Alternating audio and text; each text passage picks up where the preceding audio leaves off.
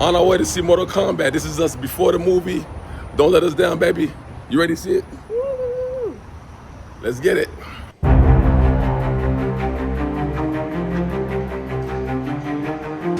What you get, dog?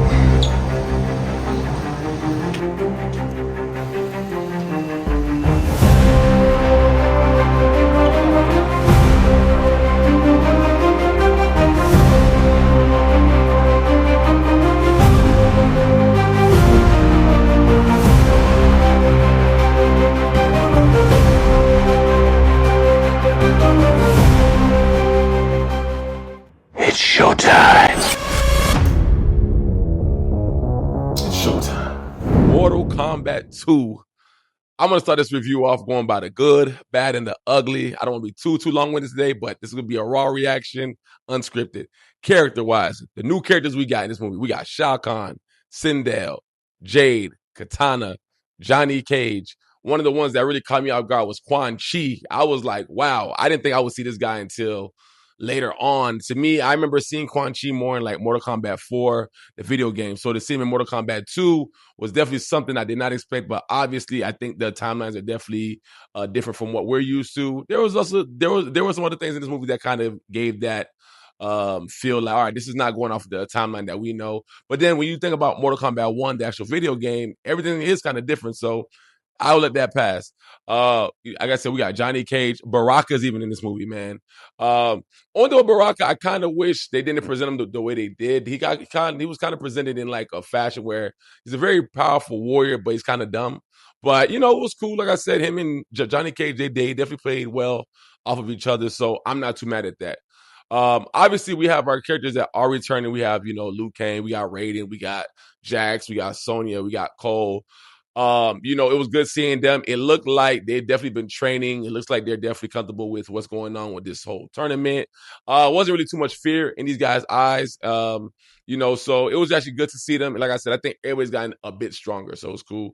Oh, I didn't mention we also got Sub-Zero that's now behind. Scorpion's even back in this. Again, it was almost like everybody's back, and they just added that little bit new seasoning to just make this movie go up a level. So another thing I do want to point out in the good category, I really enjoyed in this movie that they didn't do what typically they do in video game movies where they lack showing us signature moves. This movie was filled with just their powers. I mean, Shao Kahn was definitely giving people that damn shoulder that he always does. Johnny Cage eventually, he does do his like shadow kick. But Liu Kang was spamming fireballs all day. Liu Kang was just hitting everybody with fire, bro. It was crazy. I was like, yo, this is dope. Sonya has her little hand blasting that she does. She was doing that too. She spammed it so much. I was like, thank God that they showed us, all these damn powers. I just like that. I don't like when movies take too long to kind of give us what we know that's already there. So it was a good continuation, and it definitely showed the growth of like, everybody got their powers and I didn't know how to use them. Kano, is definitely there. Kano's just laser beaming everybody. Cool. Who else is in there? Scorpion comes back, fireball, you know what I'm saying, out of his mouth. Dope stuff. I love seeing that, man. I want to say Liu Kang probably did a bicycle kick, I think at one point or something like that. It was cool. Or like a dragon kick. It was dope. Kung Lao came out with the hat, spamming that thing. Beautiful, bro. I was like, yo, this is what Mortal Kombat is supposed to feel like. It's beautiful. I really did enjoy that. Thank you guys. Also, when it comes to the good, I think I do want to say I did really enjoy just the overall feel of the movie. I feel like what the previous movies lacked when it comes to the original Mortal Kombat movie 1 and Annihilation.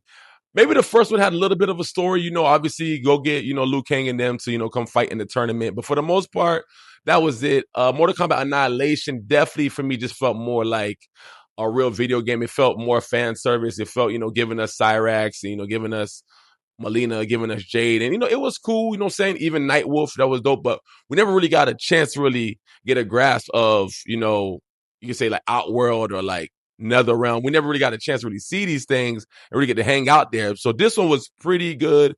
Just being over there, seeing kind of where like Katana comes from, as far as her backstory with like her dad, how did she become Shao Kahn's daughter? That was dope to see.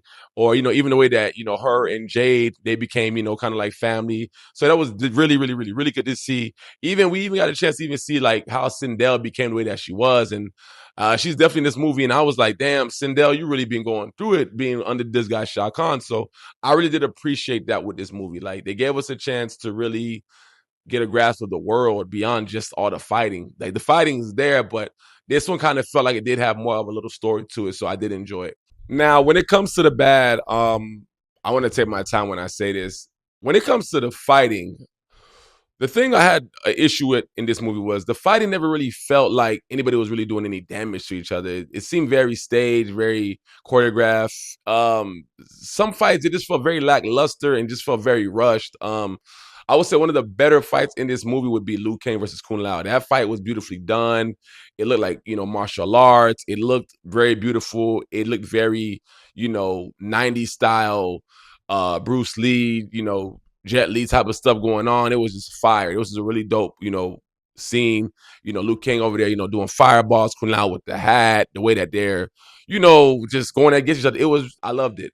Another decent fight, I was saying this was Johnny Cage versus like Baraka. It was cool. It was kind of a funny situation, but it was still dope. Obviously, when Johnny Cage finally, got his, win back, he definitely did his thing on that one. But you got fights in here like Sonya versus Sindel, where it was just seeming like Sonya was just spamming her little arm blast and Sindel was just screaming all the time. And it was never really any hands to it. It looked like a real cat fight. And I'm like, aren't you guys supposed to be like martial artists? And that's what I'm kind of looking at like, damn, this is kind of not the same as the original Mortal Kombat. The original Mortal Kombat, everybody seemed like they knew how to fight hand-to-hand combat. This one just seemed like we're trying to just kill the enemy. And that's fine, but that's a good thing about Mortal Kombat. We love that fight and we love those kicks. We love those, karate type of stuff. And this movie kind of lacked that a little bit. Even the fight with Jade and Jax pretty much beat her and he kind of just let her live, and that was a cool thing. And I'm like, isn't Mortal Kombat supposed to be to the death? Like, I don't understand what's going on. So I'm gonna leave it at that. But that was one of the things that kind of bothered me about this movie. I was like, it's kind of lacking in the fighting. And like I said, it never really felt like anybody was really taking any damage unless they fought Shao Kahn. And Shao Kahn had that hammer and he was putting a hammer to everybody. Outside of Shao Kahn, man, I don't know. Something that kind of bothered me in this movie was the term death is not really a thing in this movie anymore. Obviously, I get it. It's a movie. You want to bring back certain characters, because we want to see them as fans. Like bringing back Kung Lao as a Revenant, that was cool. That makes sense. If you played any of the games from, I think, Mortal Kombat 8 and 9, that part makes sense. I'm not mad about that. But bringing back Kano in his normal body, like nothing happened. Kano was just brought back for a damn amulet, and that was it. He just roamed around free like nothing happened. I'm like, Kano died in the first one. Sindel, when she fought Sonya, she died. And essentially, in a few scenes, she's right back like nothing happened. I'm looking at Sindel like, okay, you're a zombie type of thing, I get, but like, it was just weird just to see that. I'm like, so death doesn't mean anything. And we had a couple of deaths in this movie, even up on our side, like Cole. Cole died.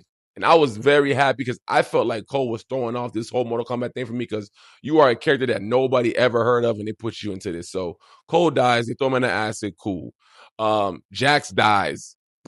Jax definitely did his thing, but Jax died. It's like, damn. Liu Kang dies in this movie. It's like, damn. And at the end of the movie, Raiden's like, yo, we've lost so many people and our friends. We need to go and get them back. And I'm like, so people can just die in this movie and it's just okay. Like, that doesn't mean anything. Like, we're just doing that.